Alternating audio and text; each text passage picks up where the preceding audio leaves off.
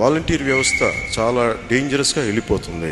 అది భవిష్యత్తులో ఎస్ఏఎస్ లాగా అయిపోయే అవకాశాలు చాలా మెండుగా ఉన్నాయి. ఒంటరి మహిళల్ని వీళ్ళు టార్గెట్ చేసి ఆ ఇన్ఫర్మేషన్ కొంతమంది సంఘ విద్రోహ శక్తులకు ఇస్తే వాళ్ళని వీళ్ళు కిడ్నాప్ చేయడం గానీ ట్రాప్ చేయడం గానీ జరిగి మిస్ అయిపోయారు ఇంతమంది.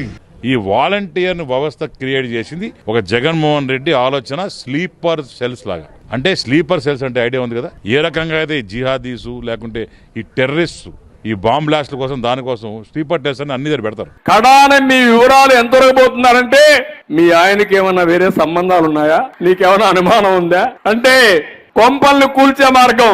నేను ఒకటే వాలంటీర్లకు అందరికి విజ్ఞప్తి చేస్తున్నా, జగన్మోహన్ రెడ్డి నమ్ముకుంటే మీరు జైలుకు పోతారు. ప్రతి వాలంటీర్ వివరాలన్నీ అడుగుతున్నారు.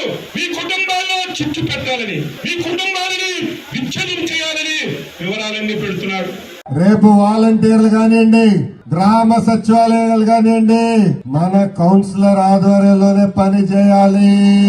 మనం చెప్పిన వాళ్ళకి వాళ్ళు పెన్షన్ ఇవ్వాలి, మనం చెప్పిన వాళ్ళకి బియ్యం కార్డు ఇవ్వాలి.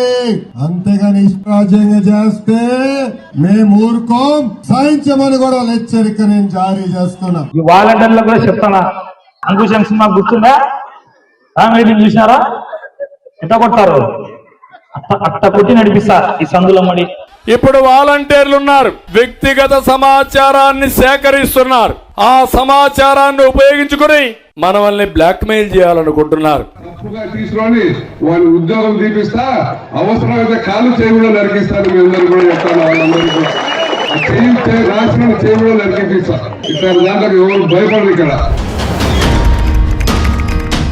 3 పార్టీల కూటమి హామీ ఇస్తున్నాం, వాలంటీర్ వ్యవస్థ కొనసాగిస్తామని హామీ ఇస్తున్నాం. మీకు రాబోయే రోజుల్లో 10,000 రూపాయలు పారితోషికం ఇచ్చే బాధ్యత మాది.